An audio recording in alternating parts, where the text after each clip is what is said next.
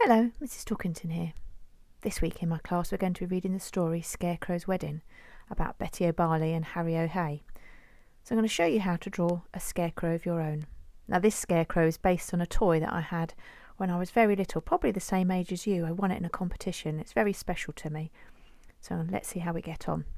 So we're going to start at the top with his hat and then do his face. Right, let's draw an oval shape, and then on top of that we're going to draw the brim of his hat. So we're going to draw a line coming down and a line going right over the top and pointing out. That's the bottom of his hat. And then we're going to draw a big M shape. So up, down and up again. There we go. Right, we're going to let's draw a flower on his hat. Let's draw a sunflower, black in the middle, and some lovely big yellow petals that would be on the farm where the scarecrow is. There he is. And then sitting on the other side of his hat, I'm going to draw a little mouse. So a small oval, and then two ears, and a little circle for his nose, some whiskers, and two eyes, and a long tail. There he is, sitting on his hat. He's his friend.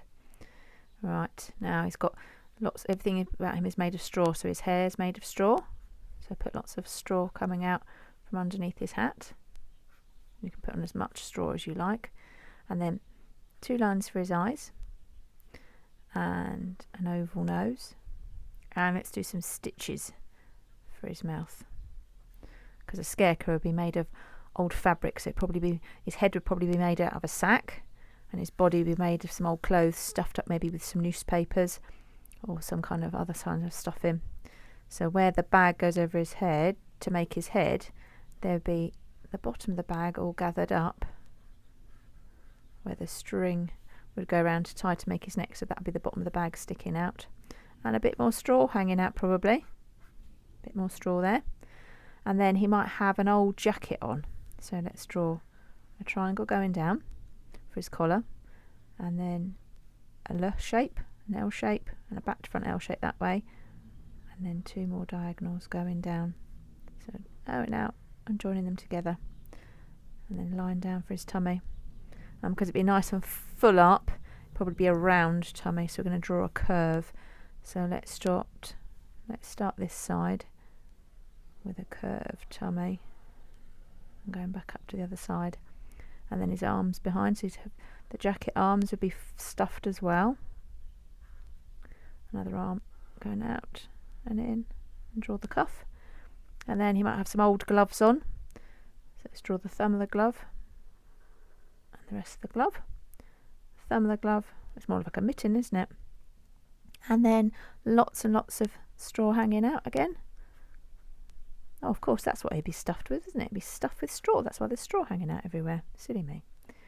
Right, and it'd probably be an old jacket, so it might have some patches on. So we'll draw a square shape, and then draw some stitches just to cover it up, hold it on, and then maybe a pocket on the other side, a big rectangle. Maybe put some stitches going around the outside. There we go. And some buttons for it to do up. Let's do two buttons. There we go. There's his scarecrow body. And my scarecrow had stripy woolly legs, because my scarecrow was a knitted scarecrow, the toy that I had. So I'm going to do the same trousers on this scarecrow that were on my toy scarecrow when I was little. And they were black and grey stripy. So it's thin grey stripes on there, black.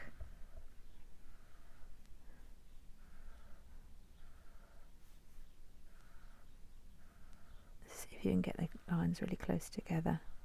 So the bits in between would be black and these would be grey. Let's finish our trousers off.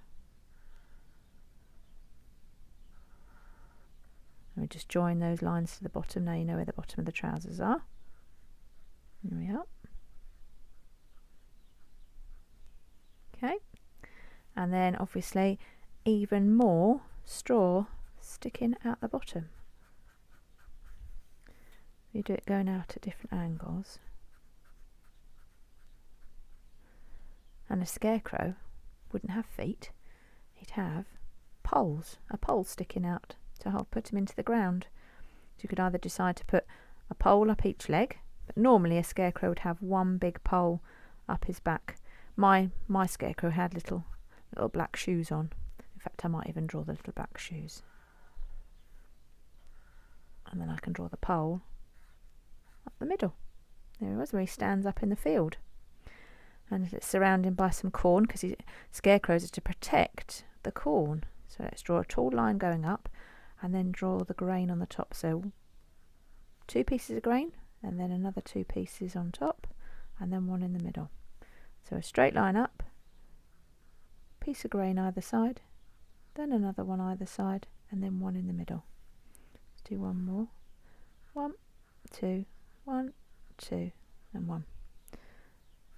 And there might be some that hasn't got any grain just yet, and then we'll do a couple more the other side. So 1, 2, 1, 2, 1, and 1, 2, 1, 2, 1. There he is, protecting all that grain. Now, also, my little scarecrow had a tiny little robin sitting on his arm. Wasn't meant to be there, I'm sure, because he's meant to be scaring all the birds off. He didn't do a very good job, did he? So I'm going to draw my little robin sitting here. So there's his beak, there's his body, there's his eye, because he's a robin. He's got a red tummy. There's his red tummy. I'm going to put his little wing sticking up the other side, and his legs just resting down on Scarecrow's. Looks like they're talking together, doesn't it? He's got his little friend Mouse, little friend Robin, sunflower in his hat. Oh, and to show that his hat is made of straw, we can put some cross hatching. So if we do lots of lines down and then make it into a grid, so lines across, it will look like the hat is made of straw. I think we're finished. I think that doesn't look too bad. I think it looks quite similar to the Scarecrow I had when I was little.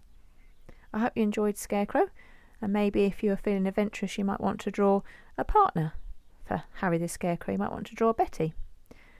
And I look forward to seeing you all again next week. Bye bye.